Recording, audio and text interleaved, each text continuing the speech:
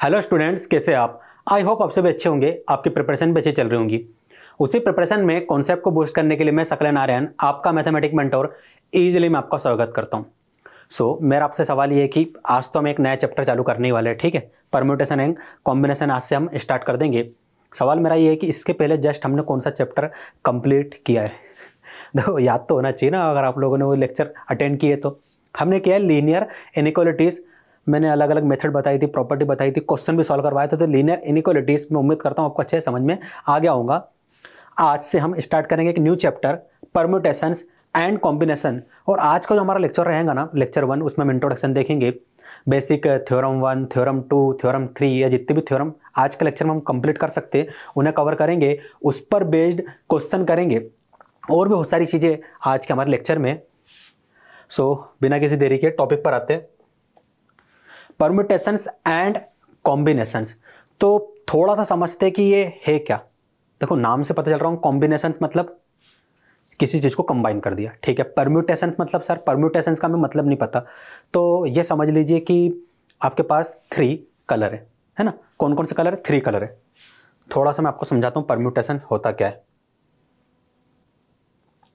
आपके पास 3 कलर्स है, एक है रेड, ग्रीन और थर्ड वाला है ब्लू, ठीक है। 3 कलर आपके पास है, या फिर समझ लीजिए 3 कलर की आपके पास बॉल है। एक रेड कलर की है, एक ग्रीन कलर की है, और एक जो थर्ड वाली बॉल है हमारे पास वो है ब्लू कलर की।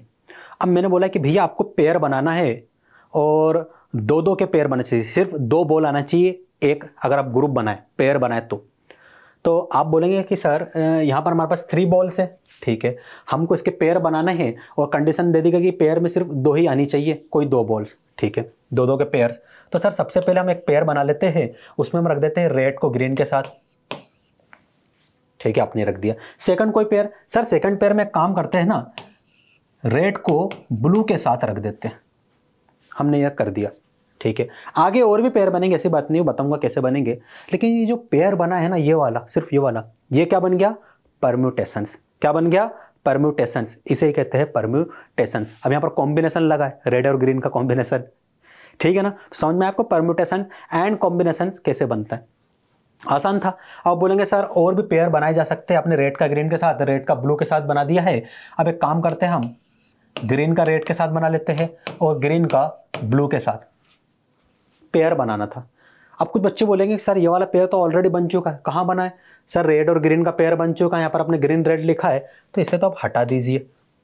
कुछ बच्चे बोलेंगे नहीं सर, ऐसे कैसे आप हटा सकते हो इसको, ऐसे कैसे आप हटा सकते हो? यहाँ पर हमने ऑर्डर के हिसाब से अरेंज किया, पहले पे रेड दूसरे पे ग्रीन, और इसमें पहले पे ग्रीन दूसरे पे रेड है, तो दोनों ही बच्चे सही है मैं तो कहूँगा। पर कंडीशन लग गई यहाँ पर। पहले वाले में अगर कंडीशन नहीं गिवन हो कि भैया ऑर्डर नहीं गिवन है, तो आप सीधे सीधे इसको एलिमिनेट कर देंगे। और मान लीजिए कंडीशन दे दी जाती है कि ऑर्डर यहाँ पर मैटर करेगा, तो भैया ऑर्डर जब मैटर करेगा तो ये दोनों सेम नहीं होंगे, तब सेकंड वाले जो बच्चे थे वो सही हो जाएंगे कि इसे आप एलिमिनेट नहीं कर सकते। अब ऐसे बहुत सारे यहाँ पर केस बनते हैं, अलग अलग टाइप के आपके माइंड में भी कुछ केस आ रहे होंगे, कुछ केस वो वाले जो आपके माइंड में केस आ रहे हैं ना उन्हें, और उनके अलावा बहुत सारे केसेस आज के लेक्चर में हम कवर करने वाले हैं। इसके अलावा और भी जो लेक्चर आएंगे ना उसमें भी बहुत सारे केस रहने वाले हैं। तो परम्यूटेशन कॉम्बिनेशन में क्या होगा, केस पर ही हम स्टडी करेंगे। हमें क्या करना है, हमें कॉम्बिनेशन बनाना है, कॉम्बिनेशन बनाना है, और अकॉर्डिंग टू कंडीशन हम उसका जब पेयर बनाएंगे तो क्या बन जाएगा, परम्यूटेशन कहलाएगा। तो इतना थोड़ा बहुत समझ में आया ना। अब इस पे आप लोगों के माइंड में और भी चीज़ें चल रही होंगी, मेरे माइंड में भी कुछ चीज़ें चल रही है, लेकिन उसको हम आगे के लिए स्लाइड में देखने वाले 1 बाय 1 करके। तो अभी के लिए इतना आपके लिए काफ़ी कि परम्यूटेशन क्या होता है, कॉम्बिनेशन क्या होता है, अलग अलग टाइप के केस यहाँ पर जो बन रहे थे उस टाइप के केस भी आगे आने वाले हैं। इतना तो आपको क्लियर हो गया होगा। चलिए आते हैं यहाँ पर, तो थोड़ा सा इंट्रोडक्शन तो हो गया। यहाँ पर बर्नौलीज के बारे में देखते हैं, मैथमेटिशियन बर्नौलीज। तो मैथमेटिशियन बर्नौलीज का बहुत बड़ा कंट्रीब्यूशन रहा है किसमें, परम्यूटेशन एंड कॉम्बिनेशन में। तो परम्यूटेशन एंड कॉम्बिनेशन की जो थ्योरी थी ना वो बर्नौली जी ने ही दी थी, ठीक है। बर्नौली जी ने ये पूरी की पूरी थ्योरी लिखी थी कि भैया ऑर्डर पेयर बनेंगे, कंडीशन लग गई तो ऑर्डर पेयर कितने बनेंगे, कंडीशन अगर नहीं है तो कितने ऑर्डर पेयर बनेंगे, कॉम्बिनेशन कैसे बनेगा, और जो कॉम्बिनेशन बन रहा है विद कंडीशन उसे हम परम्यूटेशन कहेंगे। ये सारे जो कीवर्ड है, सारे के सारे फॉर्मूले, बहुत सारी चीज़ें बर्नौली जी ने दे दी थी। बाद में और रिसर्च होते रहे इसके ऊपर, और भी अलग अलग केस आते गए, उन पर स्टडी होती गई, अलग अलग फॉर्मूले बने, आगे भी बनते जा रहे हैं ना। तो ये चीज़ हो गई। यहाँ पर एक मैं एग्जाम्पल लेना चाहूँगा। हाँ, मेरा मन कर रहा है कि एग्जाम्पल लेने का यहाँ पर, तो मैं आपके साथ एक एग्जाम्पल डिस्कस करता हूँ, एक अच्छा सा एग्जाम्पल। क्या ले सकते हैं हम एग्जाम्पल में? तो एक काम करिए, मान लीजिए आपके पास 2 पेंट्स है ना, 2 पेंट्स आपके पास है। हाँ सर ठीक है। या फिर एक काम करो, 3 पेंट्स आपके पास, 3 पेंट्स, पहनने वाली पेंट्स, और 2 शर्ट्स है। और मैं बोलूँगा कि भैया 3 पेंट्स 2 शर्ट्स है, इसके आप कितने कॉम्बिनेशन बना सकते हो, अलग अलग पेयर बना सकते हो, ताकि आप इसे पहन के अपने स्कूल जा सको, किसी शादी के रिसेप्शन को अटेंड कर सको, कोई भी XYZ चीज़ अटेंड करने के लिए इसे अलग अलग कॉम्बिनेशन में पहन के किस तरीके जा सकते हो, और कितने ऑर्डर्ड पेयर ऐसे बनने वाले हैं। तो कुछ बच्चे बोलेंगे सर ये तो बहुत आसान है, 3 पेंट्स है ना हमारे पास। हाँ, तो 3 पेंट्स है, तो एक काम करिए, पहले लिख दीजिए 3 पेंट्स एंड 2 शर्ट्स है हमारे पास। ठीक है, ये हो गया। तो सर यदि हमारे पास 3 पेंट्स है ना, तो हम क्या करेंगे, कितनी पेंट्स है आपके पास सर? 3, P1 P2 P3। क्या सही लिखा है मैंने? हाँ सर, ये आपने सही लिखा है। और 2 शर्ट्स है ना, 2 शर्ट्स है ना? हाँ सर 2 शर्ट्स है। तो यहाँ पर हम क्या करेंगे, 2 शर्ट्स वाले केस में एक काम तो ये हो सकता है कि जो 2 शर्ट्स है वो पेंट 1 के साथ पेयर बना ले। तो आप बोलेंगे कि सर या तो ऐसा हो जाए कि ये S1 मतलब शर्ट 1 शर्ट 2, थोड़ा सा S1 S2, समझ में आया? फिर वो 2 शर्ट सर इस पेंट 2 के साथ भी पेयर बना सकते हैं, शर्ट 1 शर्ट 2। सेम यहां भी होगा सर, ये हो गया। देखो ये ट्री रिप्रेजेंटेशन है, आप चाहे तो डायरेक्ट भी लिख सकते हैं, लेकिन डायरेक्ट में क्या होता है, थोड़ा सा ज़्यादा कन्फ्यूजन क्रिएट होता है। सर डायरेक्ट कैसे लिखते हैं? अरे लिखना सिखाया था ना मैंने, यहाँ देखो ये इस तरीके से। लेकिन यहाँ पर क्या होता है, कन्फ्यूजन बहुत ज़्यादा क्रिएट हो जाता है, कुछ केस हमारे माइंड से उतर जाते हैं या फिर हम भूल जाते हैं, तो हमारा एक्यूरेट आंसर नहीं आ पाता है, फिर बहुत कम हमारा एक्यूरेट आंसर आ पाता है। तो मैं कहूँगा कि इस तरीके से ट्री रिप्रेजेंटेशन आप भी बनाएं, तो यहाँ से क्या रहता है, चीज़ें बहुत आसान हो जाती है। अब अगर मैं आपसे पूछूं कि मुझे बताइए पेंट 1 है, हाँ पेंट 1 है, तो वो शर्ट 1 के साथ भी एक पेयर बना सकती है, शर्ट 2 के साथ भी एक पेयर बना सकती है। हाँ सर ये रहा, पेंट 1 शर्ट 1 के साथ शर्ट 2 के साथ पेयर बना सकती है। तो सबसे पहले पेंट 1 किसके साथ पेयर बना रही है यहाँ पर, शर्ट 1 के साथ, तो ये हो गया P1 S1। क्या होगा, P1 S1, ये आ गया। पेंट 1 शर्ट 2 के साथ पेयर बना ले रही है सर, तो यहाँ पर आ जाएगा P1 S2, ये आ गया। सर ऐसे तो हम कर सकते हैं, आपने जो बताया ना सेम यहाँ भी कर देंगे, पेंट 2 शर्ट 1 पेंट 2 शर्ट 2, तो यहाँ पर आ जाएगा पेंट 1 शर्ट 2, सॉरी पेंट 1 नहीं है, ये पेंट 2 है ना, तो pant 2 shirt 1 pant 2 shirt 2। Sir third वाला भी आसान है, सेम पैटर्न को फॉलो करेंगे, तो पेंट 3 आ जाएगा यहाँ पर, किसके साथ, शर्ट 1 के साथ, पेंट 3 आ जाएगा शर्ट 2 के साथ। तो मुझे ये बताओ कि कितने आपको ऑर्डर्ड पेयर या फिर कह सकते हो परम्यूटेशन यहाँ पर दिख रहे हैं इस कॉम्बिनेशन की मदद से। तो सर हमें टोटल यदि हम अगर काउंट करें कितने परम्यूटेशन हैं, सबसे पहला तो ये वाला, दूसरा ये, थर्ड सर थर्ड तो ये रहा, फोर्थ ये है, ठीक है, फिफ्थ सर फिफ्थ यहाँ है, और सिक्स वाला यहाँ है। टोटल कितने बने सर? टोटल बन गए 6 पेयर। कितने बने? टोटल 6 पेयर बने, 6 परम्यूटेशन बने। आप ये भी कह सकते हो क्योंकि यहाँ पर कंडीशन लग गई थी। कंडीशन कौन सी लगी थी? अरे आपके पास 2 पेंट और 3 शर्ट्स थे ना, सॉरी 3 पेंट 2 शर्ट थे, है ना, 3 पेंट और 2 शर्ट थे, ये कंडीशन थी, उससे आपको पेयर बनाना था, तो आपने कॉम्बिनेशन क्रिएट करके परम्यूटेशन बना दिया। आया समझ में? आसान था ना चीज़ें। इस तरीके से आपको ट्री रिप्रेजेंटेशन बनाना है। ट्री रिप्रेजेंटेशन मदद से क्या होता है कि परम्यूटेशन फाइंड करने में हमें आसानी हो जाती है। तो मैंने अगर यहाँ पर आपसे क्या पूछा था कि आपके पास 3 पेंट 2 शर्ट से टोटल कितने ऑर्डर्ड पेयर या फिर परम्यूटेशन बनाए जा सकते हैं, तो आपका आंसर होगा सर टोटल तो 6 बन रहे हैं, तो यहाँ पर क्या आ जाएगा 6, ये आपका फाइनल आंसर हो जाएगा। तो समझ में आया कितना आसान है परम्यूटेशन एंड कॉम्बिनेशन। अब आप लोग बोल रहे होंगे कि सर हमने एनसीईआरटी देखी थी खोल के, कुछ अजीब अजीब से फॉर्मूले थे, कुछ वहाँ कुछ फैक्टोरियल लिखा हुआ था, कुछ चीज़ समझ में नहीं आ रही थी। कोई बात नहीं, मैं आज पढ़ाऊंगा ना आपको, चीज़ें सारी समझ में आएंगी, हम बहुत बेसिक से चीज़ों को समझेंगे। सारी चीज़ें मैं आपको है ना यहाँ पर आज के लेक्चर में क्लियर करने वाला हूँ। कुछ केस भी आएंगे, कुछ और कंडीशन भी आएंगी, उस कंडीशन के अकॉर्डिंग परम्यूटेशन में क्या क्या चेंजेस आएंगे और कॉम्बिनेशन में क्या क्या चेंजेस आएंगे, वो सारी चीज़ें आज के लेक्चर में हम डिस्कस करने वाले हैं ना। तो वीडियो के एंड तक आपको जुड़े रहना है। तो ये fundamental principle of permutation and combination, या फिर आप कह सकते हो counting, fundamental principle of counting क्या क्या थे सर? एक तो ये वाला, ठीक है, एक ये वाला, और दूसरा नहीं, एक काम करो इसे बोल दो पहला वाला, ठीक है, यही। इसी को हमने ट्री रिप्रेजेंटेशन के फॉर्म में यहाँ पढ़ा था, तो ये दोनों के दोनों यहाँ आ जाएंगे। यही था, और कुछ नहीं था, फंडामेंटल प्रिंसिपल ऑफ काउंटिंग। हमें काउंटिंग करना था कितने ऑर्डर्ड परम्यूटेशन बन रहे। आया आपको समझ में? एक क्वेश्चन और है, मैं आपको देता हूं, और उस क्वेश्चन को आप लोग ट्राई कीजिएगा। जो हमने पिछली बार भी किया ना क्वेश्चन, सेम वैसा ही क्वेश्चन है। मान लीजिए कि आप के पास 3 स्कूल बैग्स है। कितने स्कूल बैग्स है? 3 स्कूल बैग्स है, ठीक है। और आपके पास 3 स्कूल बैग्स है, ठीक है। 2 लंच बॉक्स है। कितने लंच बॉक्स है? 2 लंच बॉक्स है, ठीक है। और फिर आपके पास 3 बॉटल्स है। आप स्कूल में लेके आते हो ना बॉटल्स, तो 3 बॉटल्स है आपके पास।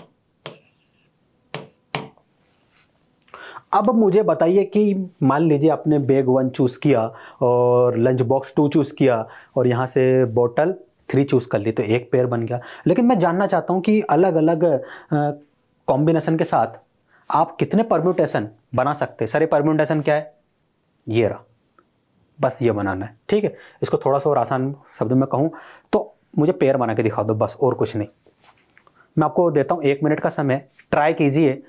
आसान है, जो मैंने पिछली बार किया था ना ट्री रिप्रेजेंटेशन, उसी की मदद से इसको करना है।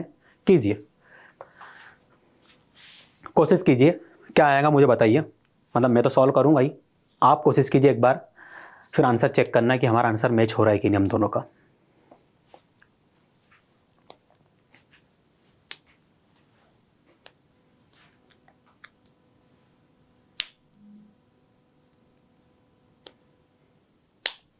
मैं उम्मीद करता हूँ आप लोगों ने ट्राई किया होगा, है ना। कुछ बच्चे कोशिश कर रहे होंगे, अरे गलत आए कोई दिक्कत नहीं, कोशिश करिए। मैं करता हूँ इसको, है ना, मैं करता हूँ। एक न्यू स्लाइड ले लेते हैं, क्योंकि यहाँ पर इसका जो ट्री है ना वो थोड़ा सा बड़ा बनने वाला है। तो मैंने आपसे कहा था कि 3 स्कूल बैग्स आपके पास है, 3 बैग्स आपके पास है। तो आप कहेंगे कि सर बैग 1, बैग 2, बैग 3, यही है 3 बैग्स आपके पास। हाँ सर आपने सही लिखा है। और कितने लंच बॉक्स है? सर 2 लंच बॉक्स है। कितने लंच बॉक्स है? सर 2 लंच बॉक्स है। तो सर एक काम तो ये हो सकता है कि जो 2 लंच बॉक्स है वो बैग 1 के साथ पेयर बना ले, फिर बैग 2 के साथ, फिर बैग 3 के साथ। तो यदि इसके साथ पेयर बनाएंगे तो लंच बॉक्स 1, फिर लंच बॉक्स 2, ठीक है। सेम सर, सेम यहां भी करेंगे, लंच बॉक्स 1, लंच बॉक्स 2। एक काम करो, ऐसा नहीं करते हम, थोड़ा सा मैं इसमें चेंज करता हूं, मतलब करेंगे यही, लेकिन यहां पर हमें क्या करना है,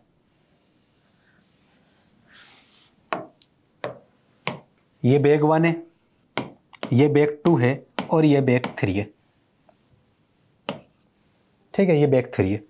अब यहां से 2 बनेंगे, यहां से भी 2 बनेंगे, यहां से भी 2 बनेंगे। कौन कौन से? Lunch box 1, lunch box 2। ऐसे यहां पे आप पुट करते जाएंगे, lunch box 1, lunch box 2, lunch box 1, lunch box 2। सही लिखा है मैंने? ये हो गया, लंच बॉक्स भी ले लिया। बची क्या सर? बॉटल्स बची। और बॉटल्स कितनी है ये बताइए। सर बॉटल्स यदि हम देखें तो 3 बॉटल्स है, तो 3 बॉटल्स है। तो एक बात बताओ, ये वाली अगर मैं लाइन में ऊपर जाऊं तो इसके साथ कितने पेयर मिलने वाले हैं? सर 3। तो इसको मैं थोड़ा सा आगे लेके जाता हूं और ये 3 बॉटल के साथ पेयर बना सकता है, सही है ना। Bottles 1, bottles 2, bottles 3। Sir same यहां भी होगा? हाँ, बिल्कुल, यहां भी होगा।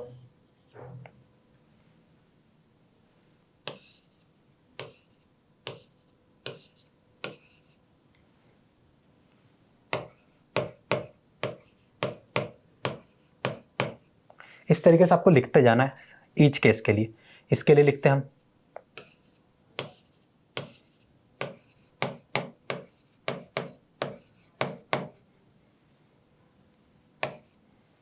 ठीक है।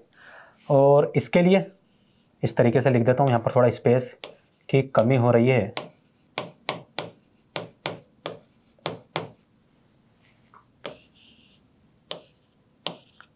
देखो आपको पैटर्न समझ में आ गया है ना, मैं लिखना सिखा रहा हूँ बस आपको।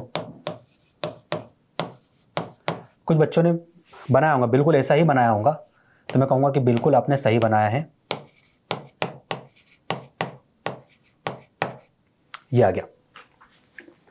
अब भैया फाइनल आंसर आने वाला है और कुछ नहीं। हमें टोटल परम्यूटेशन बताना था सर इसके। तो सबसे पहले तो एक काम कर सकते हैं सर हम कि बैग 1 चूज़ कर लेंगे, ठीक है, इस लाइन पर आ गए। फिर हमारे पास कितने लंच बॉक्स है सर? दो लंच बॉक्स है, तो लंच बॉक्स 1 2 चूज़ कर लेंगे, तो इस लाइन में आ गए, तो यहाँ पहुँच गए आप। फिर कितने आपके पास बोतल से? 3, तो मान लीजिए बोतल 1 आपने चूज़ कर ली, तो यहाँ पर क्या मिला आपको? बैग 1 क्या? Bag 1 comma lunch box 1 comma bottle 1। सही लिखा है मैंने? हाँ सर, ये बिल्कुल आपने सही लिखा है। सेकंड वाले के बताइए। सर बैग 1 ही चूज करा हमने, ठीक है। इस बार लंच बॉक्स 1, इस बार भी लंच बॉक्स 1 ही चूज कर लिया, ठीक है। तो बैग 1 लंच बॉक्स 1, लेकिन बॉटल 1 हम ऑलरेडी चूज कर चुके पिछले दिन। आज हम चूज करेंगे बॉटल 2, तो आ गया बॉटल 2। ऐसे आप bag 1 lunch box 1 and bottle 3 choose कर लेंगे।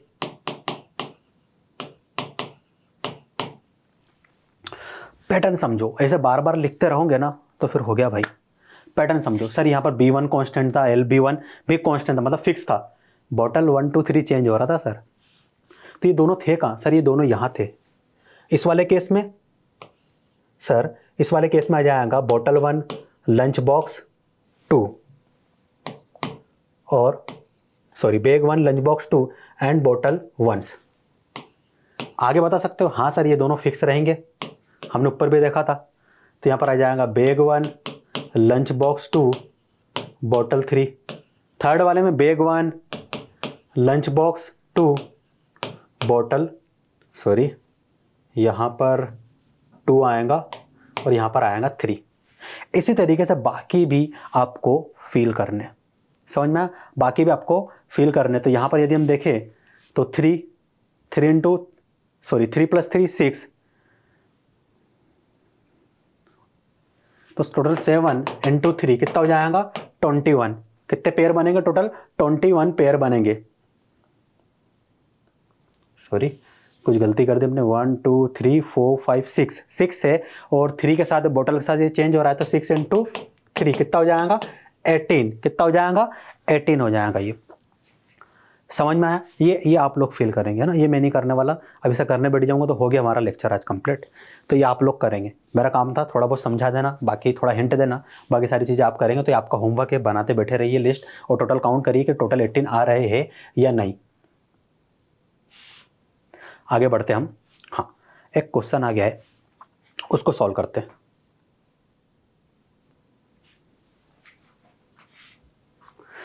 देखिए, पूरा ध्यान बोर्ड पे रखना आप लोगों ने। आप क्वेश्चन सॉल्व करवा रहा हूँ मैं, वर्ड प्रॉब्लम आएंगी, उसको सॉल्व कैसे करते हैं। Find the number of 4 letter words. हमें एक 4 लेटर वर्ड्स जो है फाइंड करना है, उसका नंबर फाइंड करना है, कितने नंबर के हम 4 लेटर वर्ड्स बना सकते हैं विथ और without meaning which can be formed out of the letters of the word rose. Rose जो है ना, हाँ, उसमें ये जो वर्ड है, इसमें जो लेटर यूज हुए कौन कौन से? अल्फाबेटिक लेटर कौन कौन से? आर है, ओ है, एस है, ई है। इसी को आपको अरेंज करके एक 4 लेटर वर्ड बनाना है, और ऐसे कितने 4 लेटर वर्ड्स आप बना सकते हैं, ये इन्हें आंसर चाहिए। Where the repetition of letter is not allow. उन्होंने बोल दिया कि रिपीटेशन ऑफ लेटर्स अलाउ नहीं है।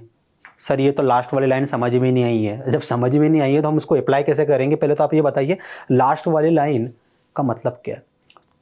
चलो मान लो कि ये लाइन लिखी हुई ही नहीं होती, काट देते क्वेश्चन में, अगर ये लाइन आती ही नहीं तो यहीं तक क्वेश्चन होता। हाँ, और मैंने बोला था कि भैया ये जो वर्ड है रोज, इसमें जो अल्फ़ाबेट यूज हुआ है कौन कौन से? सर आर यूज हुआ है, लिखता हूँ मैं, ROSE। क्या क्या यूज हुए सर? R हुआ है, OU हुआ है, S हुआ है और E यूज हुआ है। ठीक है, आपने बिल्कुल सही बोला। अब मैंने बोला है कि भैया इससे है ना आप एक 4 वर्ड वाला मुझे लेटर बना के मतलब वर्ड बना के दीजिए। तो आप बोलेंगे सर वो तो बहुत आसान है।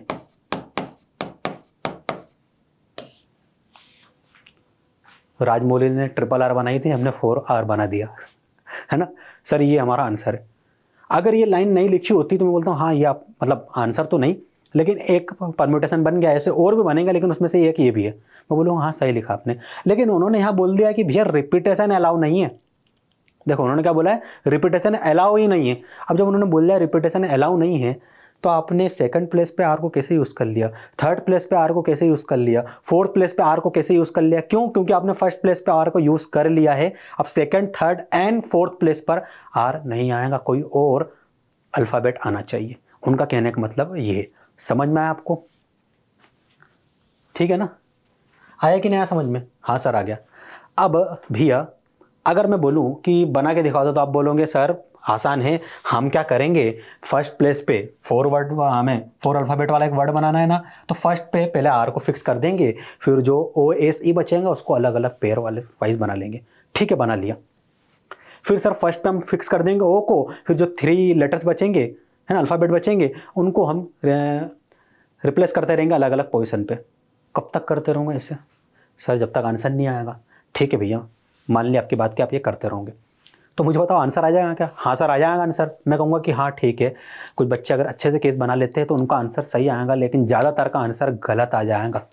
सर क्यों? क्योंकि भैया कहीं ना कहीं आप छोटी सी गलती कर ही दोगे। आपने क्या करा, धागे को खींच के, या फिर हम कह सकते एक आपके पास तार था उसको आपने खींच के बहुत लंबा कर दिया। इतना लंबा करना ही नहीं था, यहीं कहीं आंसर आ जाएगा।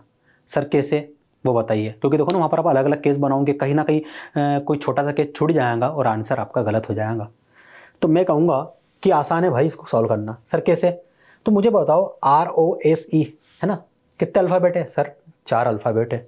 ठीक है, तो फर्स्ट प्लेस पे मैं कितने अल्फ़ाबेट को पुट कर सकता हूँ? सर R को भी पुट कर सकते हैं, O को भी कर सकते हैं, S को भी कर सकते हैं, E को भी कर सकते हैं। हाँ बिल्कुल, तो मेरे पास पॉसिबिलिटी कितनी यहाँ पर पुट करने की? सर 4। ठीक है 4। सेकंड प्लेस पे मैं कितने को पुट कर सकता हूं? सर सेकंड प्लेस पे हम 4 अल्फ़ाबेट को फिर से पुट कर सकते थे यदि ये लाइन लिखी हुई नहीं होती तो, लेकिन अभी तो ये लाइन लिखी हुई है, रिपीटेशन अलाउ नहीं है, तो फर्स्ट प्लेस पे हमने एक अल्फ़ाबेट को फिक्स कर दिया है। तो अब कितने बचे सर? 3। तो कितने यहाँ पर आ सकते? सर 3 आ सकते। हो गया ना? हाँ सर, थर्ड वाले पे सर यहाँ 2 फिक्स हो गए हैं, 2 हट गए, बचे कितने? 2 आ सकते। लास्ट वाले पे सर यहाँ पर 3 को हमने फिक्स कर दिया, मान लीजिए 3 फिक्स हो चुके थे, तो लास्ट वाले के लिए सिर्फ एक ही केस बचा है ये। समझ में आया? आसान था ना? उन्होंने बोला रिपीटेशन अलाउ नहीं है, तो इसका आंसर क्या हो जाएगा बताइए? सर कुछ नहीं, इसका आंसर हो जाएगा 4 × 3 × 2 × 1। क्या होगा? 4 × 3 × 2 × 1। क्यों? क्योंकि बेटा ये मल्टीप्लाई होंगे, तो जितना आंसर आएगा within total number of permutation बनने वाले आपके पास। आया समझ में? चलो मैं आंसर बता देता हूँ, सॉल्व तो करना ही है इसको। 4 × 3 सर 12 हो जाएगा, × 2 × 1 2 हो जाएगा, तो ये आ जाएगा 24। कितना आएगा? 24। सही लिखा है मैंने? हाँ सर सही लिखा है, ये आ गया 24। समझ में आया ना? आगे बढ़ते, और वो वाला केस भी हमारे पास बहुत जल्दी आने वाला है कि जब रिपीटेशन अलाउ होगा। तो ज़्यादा मत सोचो कि सर अगर रिपीटेशन अलाउ हो गया तो आंसर क्या आएगा। थोड़ा सब्र करो, इस क्वेश्चन को फिर से करवाऊंगा उसी मतलब अभी आगे केस आने वाला है कि जब हम रिपीटेशन को अलाउ कर देंगे, परमिशन दे देंगे कि हाँ भैया यहाँ भी 4 अल्फ़ाबेट आ सकते हैं, यहाँ भी आ सकते हैं, यहाँ भी और यहाँ भी, तब इसका आंसर क्या आएगा वही मैं आपको बताऊँगा। उसका फॉर्मूला भी दूंगा, उसको हम डेराइव करना भी सीखेंगे, और इसका भी एक फॉर्मूला है अभी आगे आने वाला है, थोड़ा सा वेट करो, सारी चीज़ें आने वाली है, इसका भी मैं आपको फॉर्मूला देने वाला हूँ, है ना। आगे बढ़ते हम। हाँ, एक ये आ गया हमारे पास क्वेश्चन कि आपको गिवन है 4 फ्लैग्स ऑफ डिफरेंट कलर्स। आपके पास 4 फ्लैग्स है जो कि डिफरेंट कलर के। सर कलर कौन कौन से? अरे भैया उन्होंने बोला ही नहीं है कलर का कुछ, कहीं लिखा हुआ दिख रहा है? नहीं। तो बस ये लिखो कि 4 डिफरेंट कलर के, अपनी मर्जी से रेड ग्रीन ब्लू इस टाइप से अगर नाम दोगे, परम्यूटेशन कॉम्बिनेशन लगाओगे, मैनुअली सॉल्व करोगे, हो गया क्वेश्चन सॉल्व। क्या हो गया? हो गया क्वेश्चन सॉल्व। तो ये नहीं करना है आपको। आगे बढ़ते, हाउ मेनी डिफरेंट सिग्नल, आपको ना सिग्नल क्रिएट करना है, सिग्नल बनाना है। How many different signal can be generated, हम जनरेट कर सकते हैं if a signal requires the use of 2 flags one below the other. आपको सिग्नल बनाना है, 4 आपके पास फ्लैग दे दिए गए जो कि अलग अलग कलर के हैं। वो कंडीशन ये है कि भैया जो सिग्नल बनाना है ना, हाँ उसमें 2 ही फ्लैग चाहिए और दोनों के कलर अलग अलग होने चाहिए। तो ऐसे कितने सिग्नल बनाए जा सकते? तो आप कहेंगे कि सर सबसे पहले तो हमें सिग्नल बनाना है, हाँ उसके लिए रिक्वायरमेंट है फ्लैग कितने? 2। तो कितने प्लेस बन गए सर? 2 प्लेस बन गए। एक ये वाला बना, एक ये वाला बना। सर ऐसा क्यों बना है आपने? हमेशा अभी तो वर्ड के टाइम ऐसा लिखा था। अरे जब हम वर्ड लिखते तो ऐसे लिखते हैं ना। अब उन्होंने बोला है कि सिग्नल बनाना है और एक फ्लैग के नीचे दूसरा फ्लैग होना चाहिए, यही चीज़ यहाँ पर लिखी है, इसलिए मैंने ये 2 बॉक्स बना दिए। मुझे बताओ कि पहले वाले बॉक्स में कितने फ्लैग आ सकते हैं? सर टोटल 4 फ्लैग से अलग अलग कलर के, इसमें तो 4 आ सकते, ठीक है। सेकंड वाले में सर अगर हमने फर्स्ट वाले में, और उन्होंने बोला रिपीटेशन, कुछ बोला है क्या इन्होंने? Given for different colour, how many different signal can be generated if a signal required the use of 2 flag one below the other, one below the other. आपको डिफरेंट बनाना है तो यहाँ पर क्या होगा सर? पहले वाले में 4 फिक्स हो गया, हाँ पहले वाले में 4 फिक्स हो गया। सेकंड वाले में कितने आ सकते हैं सर? सेकंड वाले में हमें डिफरेंट कलर के बनाना है, तो सेकंड वाले के हिसाब से फिर अगर हम 4 यहाँ लिख देंगे तो रिपीटेशन हो जाएगा, और डिफरेंट कलर के बनाने हैं तो वो रिपीटेशन अलाउ नहीं, इनडायरेक्टली बोला गया है। तो फर्स्ट में मान लीजिए 4 आ गया, 4 में से एक हमने फिक्स कर दिया, तो सेकंड वाले के लिए कितनी आ गई सर? सेकंड वाले के लिए यहाँ पर आ जाएंगे 3। 4 × 3 क्या मिलेगा? 12। कितना मिला? 12। तो टोटल 12 सिग्नल बन के तैयार होने वाले हैं। कब? जब रिपीटेशन अलाउ नहीं हो। कब? जब रिपीटेशन अलाउ नहीं हो। सर अगर रिपीटेशन अलाउ हो गया तो वेट करो, आगे आने वाला वही वाला केस, तब इस क्वेश्चन को फिर से करेंगे हम, ठीक है ना? फिर से करेंगे। मैं उम्मीद करता हूं आपको ये 2 क्वेश्चन जो मैंने अभी पढ़ा है समझ में आए होंगे, है ना? आगे बढ़ते हैं। देखिए परम्यूटेशन की अब डेफिनेशन आ चुकी है। वैसे तो मैंने आपको बता दिया परम्यूटेशन होता क्या है, लेकिन फिर भी एक जो हमारी डेफिनेशन एनसीईआरटी मेंशन है स्टैंडर्ड, उसे पढ़ना जरूरी है। Are permutation is an arrangement in a definite order of a numbers of objects take some or all eight a time. क्या होता है? एक अरेंजमेंट होता है किसका? या तो कुछ नंबर का या फिर सारे के सारे, सॉरी या तो कुछ ऑब्जेक्ट का या फिर सारे के सारे ऑब्जेक्ट का। समझो, एक एग्जांपल मदद से मैं आपको समझाता हूं कि ये बोलने की क्या कोशिश की गई है।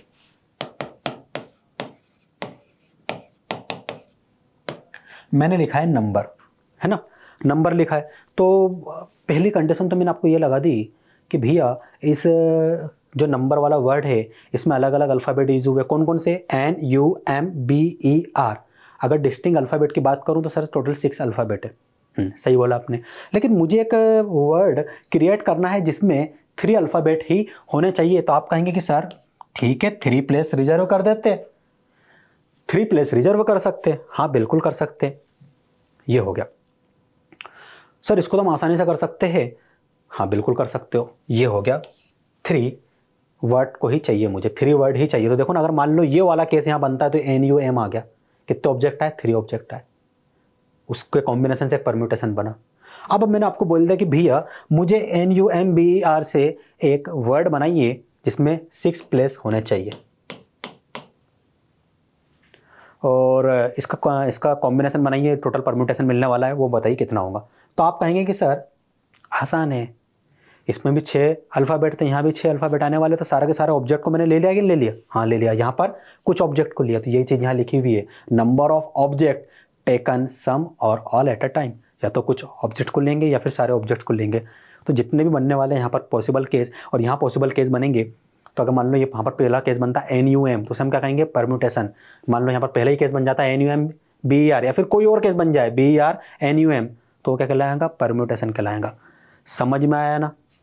आसान थी चीज़ें। आगे बढ़ते हैं ना भैया। मुझे तो भाई चीज़ें बहुत आसान लग रही है, मैं ये नहीं कह रहा कि चीज़ें आपको भी आसान लग रही होंगी। अगर कहीं कोई डाउट रह जाए ना, सो प्लीज़ कमेंट सेक्शन में हमें बताइए, ठीक है, हमारी टीम और मैं वहाँ पर रिप्लाई करूँगा, आपके डाउट हम क्लियर करेंगे। Theorem 1, permutations when all the objects are distinct. यदि सारे के सारे ऑब्जेक्ट जो है वो डिस्टिंक्ट हो तब परम्यूटेशन क्या होगा, है ना, तब परम्यूटेशन क्या होने वाला है हमें वो बताना है। The number of permutation of n different object taken r at a time where, जो आर है वो या तो लेस देन हो सकता है एन के या फिर इक्वल हो सकता है एन के, ठीक है, या फिर आर की वैल्यू 0 से बड़ी होगी, मतलब 0 की से वैल्यू तो बड़ी होनी चाहिए। अरे ये वाला केस समझो ना, ये वाला NUMBR क्या था ना सर, एक वर्ड था, मैंने बोल दिया कि इसमें से मुझे 3 वर्ड वाला एक वो बना के दीजिए, एक वर्ड, सॉरी 3 अल्फ़ाबेट वाला एक वर्ड बना के दीजिए, तो आर की वैल्यू कितनी हो गई, 3 हो गई। यहाँ पर आर की वैल्यू कितनी है, 6। आया समझ में, बस इसी आर की बात हो रही है। तो आर की वैल्यू 0 से बड़ी होनी चाहिए। 0 से बड़ी मतलब 0 से बड़ी इन द सेंस कि आप कह सकते हो 1 तो होना ही चाहिए। मैंने अगर मैं आपसे बोलूँ कि यहाँ से मुझे एक वर्ड चाहिए जिसमें एक ही अल्फ़ाबेट होना चाहिए, तो आप बोलोगे सर एक ही प्लेस आने वाला है, मिनिमम 1, मैक्सिमम कितनी, इसके इक्वल या फिर इससे छोटी। ये चीज़ यहाँ पर लिखी हुई है। And the objects do not repeat is n into n-1 into n-2 up to n-r+1 which is denoted by NPR। किससे डिनोट करते हैं इसको हम, NPR से डिनोट करते हैं, ठीक है, यही चीज़ थी। आगे बढ़ते हैं तो थ्योरम 1 की बात हो गई। थ्योरम 2 को समझते हैं। दी नोटेशन n फैक्टोरियल, जो नोटेशन n फैक्टोरियल है वो क्या रिप्रेजेंट करता है। यदि मैं आपसे पूछ लूं कि n फैक्टोरियल क्या रिप्रेजेंट करता है, मैं बताता हूं ना। The notation n factorial represent the product of first n natural numbers. First n natural numbers को ये रिप्रेजेंट करता है। तो ये आगे की चीज में बाद में पढ़ूंगा सर, जो हमने पहले लाइन पढ़ी उसके अकॉर्डिंग एक चीज तो क्लियर हो गई कि n फैक्टोरियल जो है वो फर्स्ट n नेचुरल नंबर के प्रोडक्ट को रिप्रेजेंट कर रहा है। तो इसका मतलब तो सर ये साफ साफ हो गया है कि यदि मैं आप 7 फैक्टोरियल लिख दूं, हाँ, तो 7 फैक्टोरियल का मतलब हो जाएगा फर्स्ट 7 नेचुरल नंबर। तो नेचुरल नंबर कहाँ से स्टार्ट होता है सर, 1 2 3 4 5 6 और अप टू इन्फिनिट जाते जाते, है ना। लेकिन इन्होंने बोला है फर्स्ट 7 नेचुरल नंबर, यहाँ फर्स्ट n नेचुरल नंबर थे, n की जगह 7 पुट कर दिया, तो फर्स्ट 7 नेचुरल नंबर उसका क्या करना है, प्रोडक्ट करना है, कर दो। 1 2 3 4 5 6 7, इसका मतलब ये है। आया समझ में, आया कि नहीं आया सर। ऐसे n फैक्टोरियल का बता दीजिए। अरे n फैक्टोरियल का और आसान है। फर्स्ट n नेचुरल नंबर, तो फर्स्ट n नेचुरल नंबर क्या होंगे सर, 1 2 3 4 5 6 7 8 अप टू n, इनका कर दो प्रोडक्ट। तो आप बोलेंगे सर अभी कर देते हैं। सर कब तक लिखेंगे, अरे 3 डॉट लिख दो। हाँ, सबसे लास्ट में क्या आने वाला है सर, n, उसके जस्ट पहले n-1, उसके जस्ट पहले n-2, यहाँ बीच में 3 डॉट, मतलब इसके बीच में बहुत सारे और नंबर आ रहे हैं। तो क्या ये वाली चीज यहाँ लिखी हुई दिख रही है क्या आपको? हाँ सर दिख रही है। दिख रही है कि नहीं दिख रही है भाई, मुझे तो दिख रही है। The product 1 into 2 into 3 into up to into n-1 into n is denoted as n factorial. तो ये n फैक्टोरियल को डिनोट करता है। इस चीज को आपको याद रखना है, ये चीज को आपको याद रखना है। ये फॉर्मूला है। जैसे मैं n की जगह 7 पुट करूंगा, n की जगह 7 पुट करूंगा, तो n की वैल्यू कहां तक जाएंगी, 7 तक जाएंगी, यहां तक, बस इसके आगे ये जाएगा ही नहीं। तभी तो मैंने यहां तक लिखा है। अगर मैं यहां पुट कर दूं भैया 3 फैक्टोरियल, तो अकॉर्डिंग टू सर ये फॉर्मूला ये 3 तक जाएगा, तो 1 2 इंटू 3। सर एक पैटर्न बन गया। क्या पैटर्न बना है सर? यदि हम पैटर्न की बात करें तो एक एग्जांपल ले लेते हैं 5 फैक्टोरियल का। तो 5 फैक्टोरियल को हम लिख सकते हैं 1 2 3 4 5। देखो ना सर, यहाँ 3 था तो 3 तक गया, 7 था तो 7 तक गया, n था तो n तक गया, 5 था तो 5, 1 2 3 4 5, इनको मल्टीप्लाई कर दो, बस एक पैटर्न बन गया, है ना। We read this symbol as n factorial. क्या रीड करोगे इसे आप? n factorial. इसे क्या रीड करोगे? 7 फैक्टोरियल। इसे 3 फैक्टोरियल। और इसे क्या रीड करोगे? 5 फैक्टोरियल। आसान था ना। चलो मैं एक थोड़ा सा आपको यहाँ लिख देता हूँ इनसे रिलेटेड। यदि मान लीजिए 1 फैक्टोरियल है, 2 फैक्टोरियल है, 3 फैक्टोरियल है,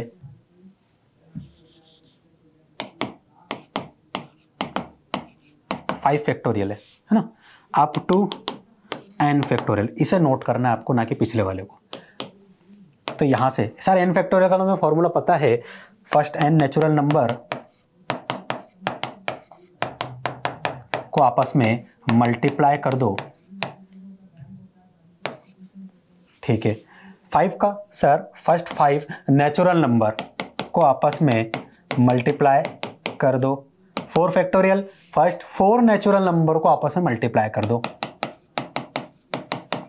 3 का 1 2 3, 2 का 1 इंटू 2, 1 का फर्स्ट 1 नेचुरल नंबर को आपस में मल्टीप्लाई कर दो। एक ही है सर, इसके आगे कोई और आ नहीं रहा है, तो इस डायरेक्ट हम 1 लिख देंगे।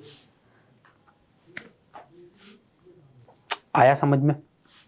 आसान था कि नहीं? तो ये ट्री आपको याद होना चाहिए, खासकर ये वाला फॉर्मूला।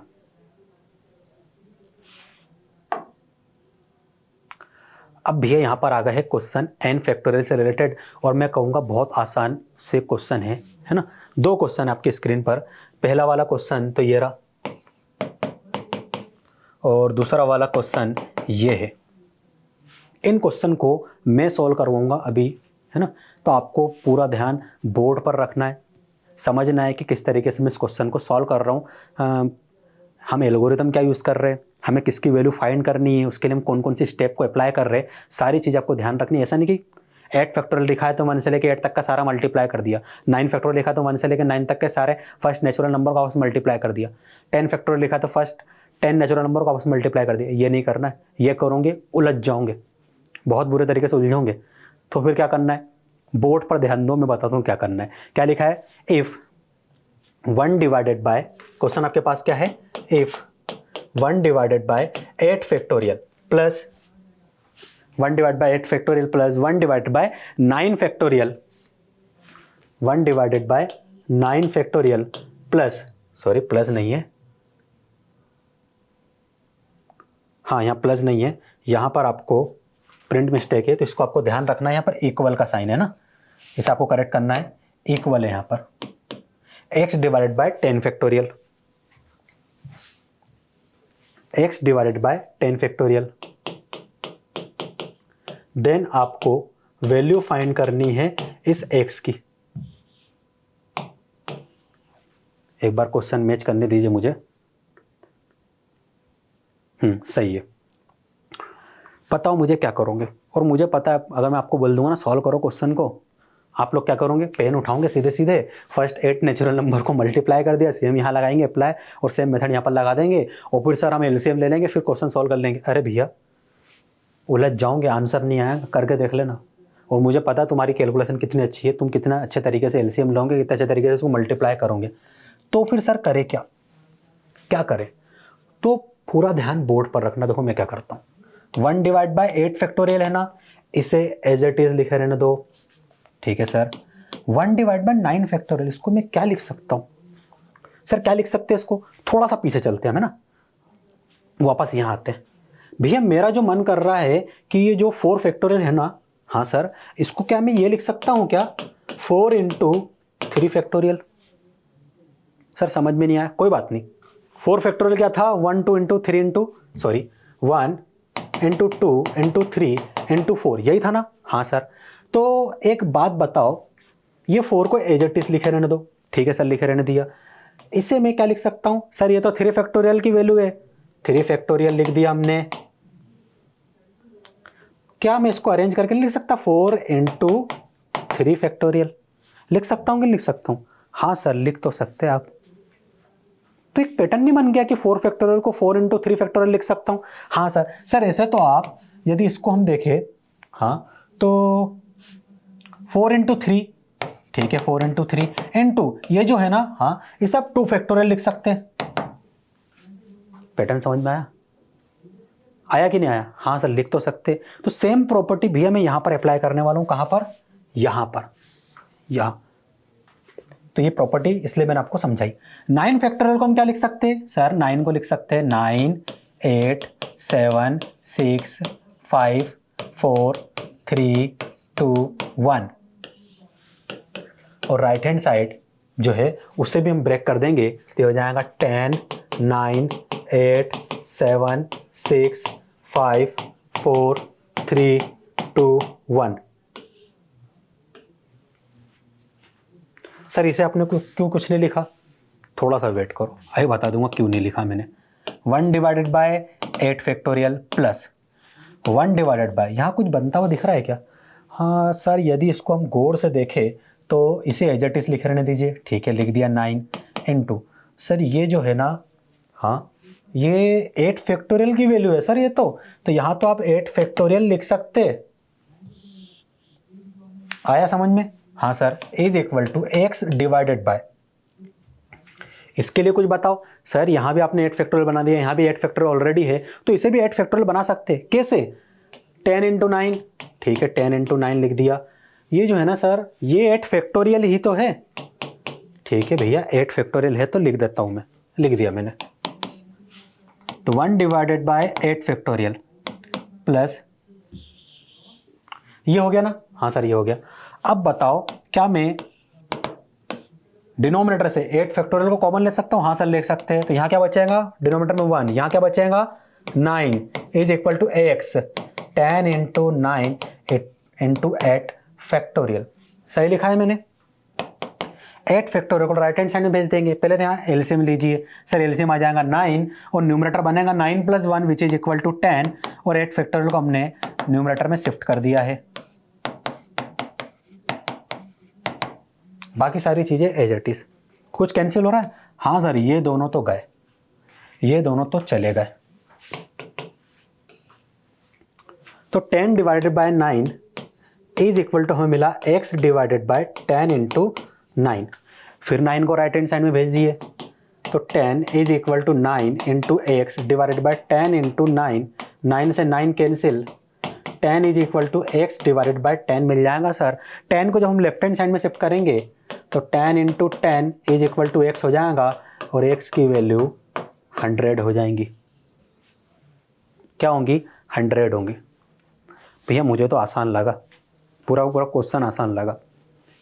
अब आप लोगों का मुझे नहीं पता, वैसे मैंने पूरी कोशिश की आप लोगों को चीज़ों को आसान करके समझाने की। अगर आप वही पैटर्न अप्लाई करते कि सर इसको इस तरीके से ब्रेक करेंगे, मल्टीप्लाई करेंगे, एलसीएम लेंगे, गधों वाला तरीका है वो, समझ में आया? वो नहीं करना, थोड़ा सा दिमाग दौड़ाओ, आसान क्वेश्चन है, ठीक है ना? ये क्वेश्चन हमारा हो गया। अब ये जो सेकंड वाला क्वेश्चन है उसके 2 पार्ट है, तो भैया मैं तो करूंगा सिर्फ एक पार्ट आप लोग ट्राई करेंगे, है ना? आपका होमवर्क रहेगा तो बताओ कौन सा कर दूं? सर फर्स्ट वाला हम करेंगे, आसान सा दिख रहा है, ठीक है। सेकंड वाला आप कर दीजिए, ठीक है। सेकंड वाले को मैं सॉल्व करवाता हूँ। तो सेकंड वाला क्या गिवन है क्वेश्चन, यही कर लेते हैं हम क्वेश्चन को सॉल्व। स्पेस है हमारे पास इतना कि ये सेकंड वाला जो क्वेश्चन है वो सॉल्व हो जाएगा। हमें इवेल्युएट करना है n factorial divided by n minus r factorial. क्या इवेल्युएट करना है? n factorial divided by n minus r whole factorial. तो ठीक है, इसका मैं सेकंड वाला पार्ट कर रहा हूँ, है ना? सेकंड वाला पार्ट क्या है? n is equal to 9, r is equal to 5। n is equal to 9 and r is equal to 5 है। क्या करेंगे हम यहाँ पर? सर कुछ नहीं, जो n की वैल्यू है वो यहाँ पुट कर देंगे, r की वैल्यू भी पुट कर देंगे। सबसे पहले n फैक्टोरियल, तो यहाँ पर आ जाएगा 9 फैक्टोरियल। और यहाँ पर है n माइनस r, तो n की वैल्यू है 9, ठीक है, माइनस r की वैल्यू है 5 होल फैक्टोरियल, है ना? आसान था? हाँ सर। 9 फैक्टोरियल, यहाँ पर क्या हो जाएगा? n माइनस 5 क्या होगा सर? ये होगा 4, तो क्या बनेगा? 4 और ये फैक्टोरियल। आप सॉल्व कर सकते हो क्या? अरे सर अब तो बहुत आसान हो गया है। अब पता हम क्या करेंगे? हम क्या करेंगे, सबसे पहले ये जो 9 फैक्टोरियल है ना, हाँ, इसको हम लिख सकते हैं 9 into 8 into 7 into 6 into 5 into 4 into 3 into 2 into 1, ठीक है। और 4 फैक्टोरियल एज इट इज, इसे हम एज इट इज लिख रहने देंगे। अब भी आगे क्या करोगे? तो सर आगे तो चीज़ें और भी आसान हो जाएंगी।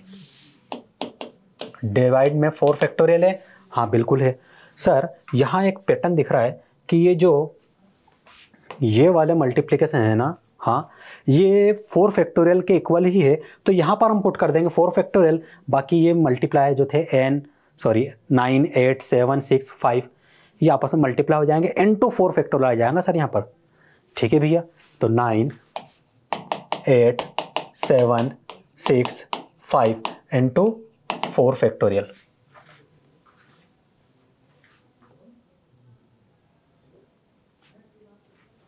सही लिखा है मैंने? हाँ सर, 4 फैक्टोरियल से 4 फैक्टोरियल कैंसिल हो जाएगा। कर दिया, जो चीज़ कैंसिल हो रही है उसे कैंसिल कर दीजिए। अब बस मल्टीप्लाई करना है, आंसर आ जाएगा भैया। 9 इंटू 8 इंटू 7 इंटू 6 इंटू 5, ये कितना आ जाएगा सर? ये आ जाएगा 72 इंटू 7 इंटू कितना हो जाएगा 6 इंटू 5 30। ये हो गया।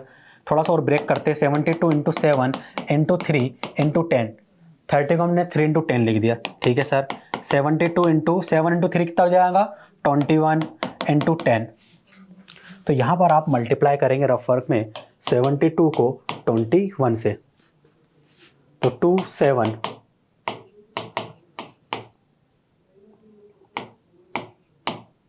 एक बार चेक करने दीजिए।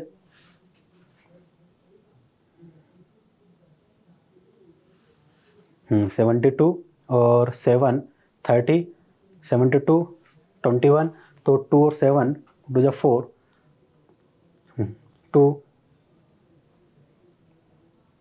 1512, तो ये हो जाएगा 1512 इंटू 10, तो यहाँ पर आपको मिलेगा 15120। तो ये आपका फाइनल सॉल्यूशन है। समझ में आया आपको? इसका है ये वाला, सॉरी ये वाला मैंने करवाया।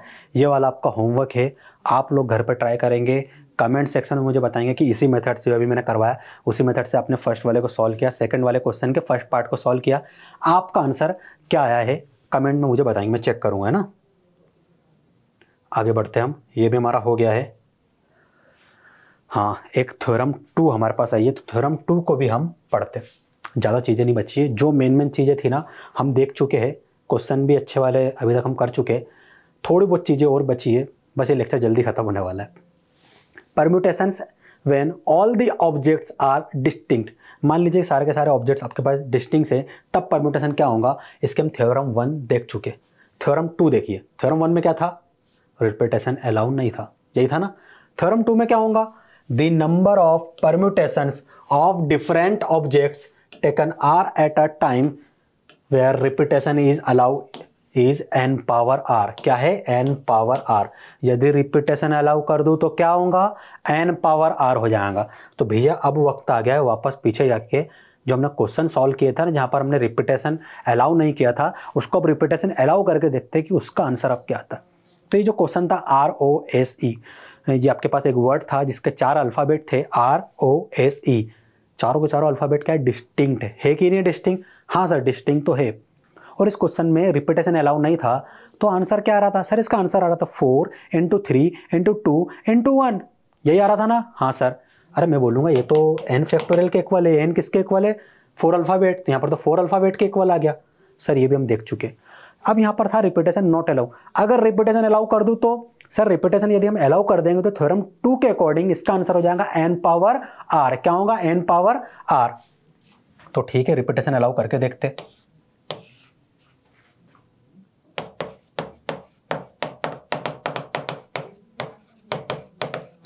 रिपीटेशन मैंने अलाउड कर दिया, है ना। तब इसके आंसर में क्या चेंज आएगा, तो आप बोलेंगे सर कि 4 डिस्टिंग अल्फाबेट थे हमारे पास, उससे एक वर्ड बनाना था 4 अल्फाबेट वाला, तो 1 2 3 4। ठीक है, रिपीटेशन अलाउ होते पहले वाले पे कोई भी 4 वर्ड्स आ सकते, सॉरी 4 अल्फाबेट आ सकते। आ गए सेकंड वाले पे, इस पे भी 4 अल्फाबेट आ सकते, थर्ड पे भी 4, फोर्थ पे भी 4। तो ये तो हो गया 4 इंटू इसके अकॉर्डिंग 4 इंटू 4 इंटू 4 इंटू 4, यही करते हैं ना मल्टीप्लाई। हाँ सर, क्या ये 4 पावर 4 नहीं है क्या? हाँ सर, ये तो 4 पावर 4 है।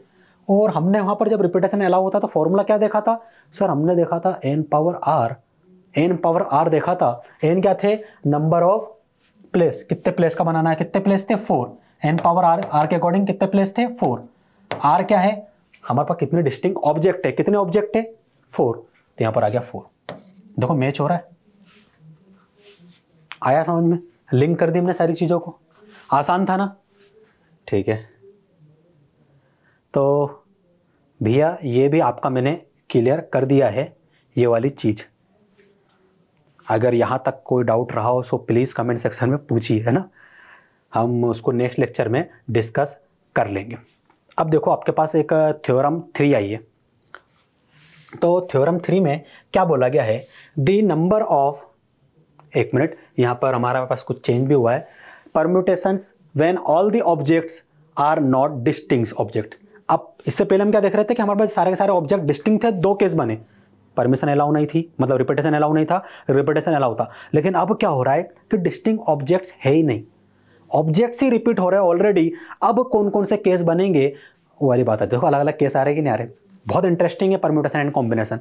तो यहाँ पर मान लीजिए कि आपके पास डिस्टिंक्ट ऑब्जेक्ट है ही नहीं, देन आपकी जो थ्योरम 3 बनेगी यहाँ पर, वो क्या बोला गया है, the number of permutations of n objects where p objects are of same kind, मतलब पी जो ऑब्जेक्ट्स है वो सेम काइंड के हैं,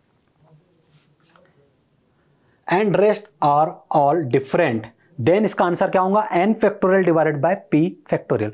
तो ये समझ लीजिए कि जितने आपके पास ऑब्जेक्ट है ना, हाँ सर कितने हैं, मान लीजिए 7 ऑब्जेक्ट है, तो आप बोलोगे सर 7 फैक्टोरियल, और सिर्फ 7 ऑब्जेक्ट में से मान लेते हैं कि 2 ऑब्जेक्ट रिपीट हो रहे, तो p कितने हो जाएंगे 2, तो 2 फैक्टोरियल, इस फॉर्मूले के अकॉर्डिंग फिर आपका आंसर आएगा। आया समझ में?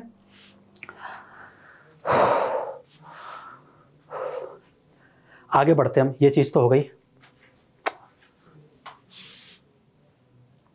हाँ, अभी जो हमने करा है उसका एक जनरल फॉर्मूला भी देखना जरूरी है, तो जनरल फॉर्मूले को हम समझते हैं। देखिए क्या बोला गया है, the number of permutations of n objects where p1 objects are of one kind, p2 objects of second kind, pk are of kth kinds, and the rest if any are of different kind is. मान लीजिए कि 7, देखो इसका बोलने का मतलब ये है कि टोटल आपके पास n ऑब्जेक्ट्स है, हाँ तो n फैक्टोरियल डिवाइडेड बाय उस n ऑब्जेक्ट में से p1 टाइप्स के कितने ऑब्जेक्ट्स हैं, मतलब कोई एक टाइप का एक ऑब्जेक्ट है जो 2 बार आया है, तो उसको हम बोलेंगे 2 फैक्टोरियल, मतलब p1 फैक्टोरियल। मान लीजिए कोई एक और ऑब्जेक्ट से 3 बार आया है, तो p2 कितना हो जाएगा, 3 फैक्टोरियल्स। ऐसे ही आपको यहाँ पर जनरलाइज फॉर्मूला लिखना है, तो ये जनरलाइज फॉर्मूला जाएगा n factorial divided by p1 factorial,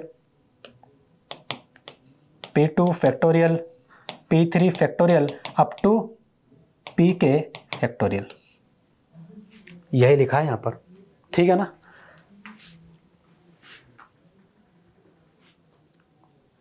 चलो एक क्वेश्चन आपके पास आ गया है, अच्छा क्वेश्चन है, इस क्वेश्चन को सॉल्व करते। तो अभी जो हमने मेथड पढ़ी है ना कि जब रिपीटेशन, मतलब ऑब्जेक्ट का ही रिपीटेशन हो रहा हो, तब टोटल परम्यूटेशन कितने बनने वाले हैं, उस चीज़ को हम यहाँ पर देखेंगे। समझिए क्या बोला गया है, find the number of permutations, हमें नंबर ऑफ परम्यूटेशन फाइंड करने हैं of the letter of the words. ये जो वर्ड है ना इलाहाबाद, इसके जो लेटर्स है, कौन कौन से लेटर्स है सर, ए है, एल है, ए है, मतलब ए, अच्छा ए 2 बार आ गया, एल 2 बार आ गया, तो ए है, एल है, एच है, बी है और डी है। टोटल 5 डिस्टिंक्ट लेटर्स हमारे पास है। उससे आपको क्या करना है, एक परम्यूटेशन बनाना है ना। तो सबसे पहले थ्योरम 1 थ्योरम 2 में क्या हो रहा था कि डिस्टिंक्ट ऑब्जेक्ट ही थे। सर नहीं समझ में आ रहा डिस्टिंक्ट ऑब्जेक्ट और यूनिक ऑब्जेक्ट, कोई बात नहीं, इससे समझ लो आपको है ना परम्यूटेशन बनाना है ना, इससे परम्यूटेशन बनाना है, किससे, इलाहाबाद से। तो सबसे पहले तो इधर आओ, लिखो यहाँ पर इलाहाबाद, आपने लिख दिया, ये हो गया। अब भैया ये लिखने के बाद मैं आपसे बोलूं कि इसमें कौन कौन से ऑब्जेक्ट है, तो आप बोलोगे सर सबसे पहले तो हम ए को जगह दे देंगे। ये रहा ए, कितनी बार है सर, ये तो 4 बार आ गया, तो टोटल 4 लिख देंगे, 4 टाइम्स आ गया, ठीक है। फिर कौन सा दूसरा ऑब्जेक्ट है सर, एल, एल कितनी बार आया सर, ये 2 बार आया है, तो L is equal to 2 times. फिर एच, सर एच तो एक ही बार आया है, 1 टाइम्स। आगे सर ए हो गया, एल हो गया, एच हो गया, बी है, और बी तो सर एक ही टाइम्स आया है, तो बी 1 टाइम्स। और डी, सर डी भी एक ही टाइम्स आया है, तो आप कह दीजिए कि जो डी है वो 1 टाइम्स आया है। तो ये जो ए है, एच है, एल है, बी और जो डी है, ये क्या कहलाएंगे, ये आपके ऑब्जेक्ट्स कहलाएंगे। क्या कहलाएंगे? ऑब्जेक्ट्स। तो ये आ गए ऑब्जेक्ट। अब जो ए ऑब्जेक्ट है वो 4 टाइम्स रिपीट हो रहा है, एल ऑब्जेक्ट्स 2 टाइम्स रिपीट हो रहा है, एच, बी और जो डी है वो 1 टाइम्स रिपीट हो रहे हैं। ये 3 रिपीट नहीं हो रहे, लेकिन ये 2 भैया बहुत परेशान कर रहे हैं, ये रिपीट हो रहे हैं। तो थ्योरम 1 थ्योरम 2 के अकॉर्डिंग हम इसको सॉल्व नहीं कर सकते। क्यों? क्योंकि वहां पर डिस्टिंक्ट ऑब्जेक्ट वाला केस था। फिर कैसे सॉल्व करोगे? सर इसको सॉल्व करेंगे थ्योरम 3 के अकॉर्डिंग, और थ्योरम 3 में हमें बोला गया है कि permutations when all the objects are not distinct objects. सारे ऑब्जेक्ट डिस्टिंक्ट ऑब्जेक्ट नहीं है, कुछ इसमें से रिपीट हो रहे हैं, तब हम क्या करेंगे? जनरलाइज फॉर्मूला यूज करेंगे। अब देखो ये वाला फॉर्मूला मैं यहां पर अप्लाई करने वाला हूं, आपको समझना कैसे अप्लाई करूंगा। पूरा ध्यान प्लीज बोर्ड पर आप रखेंगे। फॉर्मूला क्या है? n factorial divide by p1 factorial p2 factorial up to pk factorial. तो फॉर्मूला आपके पास आ गया n factorial p1 factorial p2 factorial up to pk factorial. Sir n factorial तो हमें समझ में आ गया है, क्या है भैया? Sir number of objects, total number of objects, total number of कितने? तो a 4 बार आया है, ठीक है, l 2 टाइम्स आया है, h1 b1 d1, तो कितने हो गए? 4 2 6 7 8 9। सर यहां पर आएगा 9, यहां पर 9 फैक्टोरियल आ जाएगा। ठीक है भैया, आ गया। p1 क्या है? पहले बताओ ये p1 क्या है? सर ये p1 वो ऑब्जेक्ट जो रिपीट हो रहा है, p2 वो ऑब्जेक्ट जो रिपीट हो रहा है। ऐसे कितने ऑब्जेक्ट रिपीट हो रहे हैं? सर a और l ही हो रहे हैं, इसके अलावा बाकी तो नहीं हो रहे। तो यहां पर मैं p1 p2 p3 up to pk लिखूंगा क्या? नहीं सर, यहां पर p1 factorial into p2 factorial लिखेंगे आप। आया समझ में? इस तरीके से फॉर्मूले को लिखा जाता है। 9 factorial divided by p1 factorial क्या है? सर जो p1 है वो बता रहा है कि a 4 टाइम्स रिपीट हुआ है, तो यहां पर आ जाएगा 4 फैक्टोरियल इनटू p2 क्या है? सर p2 बता रहा है कि जो l है वो 2 टाइम्स रिपीट हुआ है, तो यहां पर आ जाएगा 2 फैक्टोरियल। चीजें क्लियर हुई? अब क्या करना है? अब तो सॉल्व करना है भाई। अब तो आपको सॉल्व करते आता है। आता है कि नहीं आता है? हाँ सर कर सकते हैं। 9 फैक्टोरियल को हम लिख सकते हैं 9 इंटू 8 इंटू 7 इंटू 3, सॉरी 7 के बाद डायरेक्ट 3 नहीं आएगा, 6 इंटू 5 इंटू 4 3 2 1। 4 3 2 1 को हम क्या लिख सकते हैं? 4 इंटू 3 इंटू 2 इंटू 1 को हम लिख सकते हैं 4 फैक्टोरियल। डायरेक्ट लिख दिया मैंने। वो चीज़ मैं 2 बार बता चुका हूँ, तो भैया अब तो डायरेक्ट लिखना बनता है। डिनोमीटर में 4 फैक्टोरियल इंटू 2 फैक्टोरियल को 2 इंटू 1 लिख सकते। ठीक है, 4 फैक्टोरियल से 4 फैक्टोरियल कैंसिल, 2 से क्या कैंसिल करूं? सर इसे 4 टाइम में कैंसिल कर दो, तो 9 इंटू 4,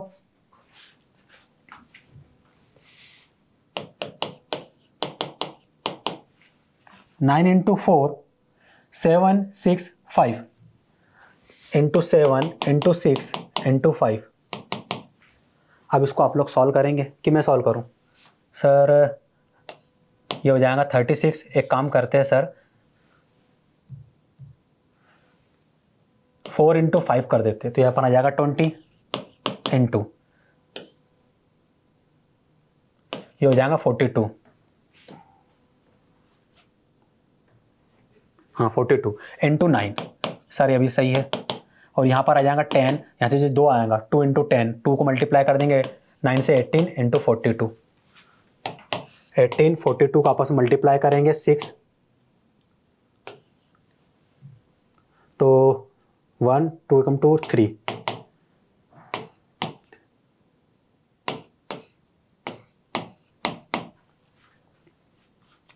एक मिनट चेक करने दीजिए, सारी चीज़ हमने सही की है ना? तो यहाँ पर आ जाएगा 6 16 1 2 2 1 और 3। ठीक है, सही है। 7 5 6, तो यहाँ पर आ जाएगा 7 5 6 इंटू 10, 7 5 6 0। क्या मिलेगा? 7 5 6 0। ये आपका फाइनल आंसर होने वाला है। सो आज के लेक्चर में इतना ही काफ़ी है। मिलते हैं नेक्स्ट लेक्चर में, कुछ नए कॉन्सेप्ट और बाकी सारी चीज़ों को हम पढ़ेंगे, है ना? Thank you.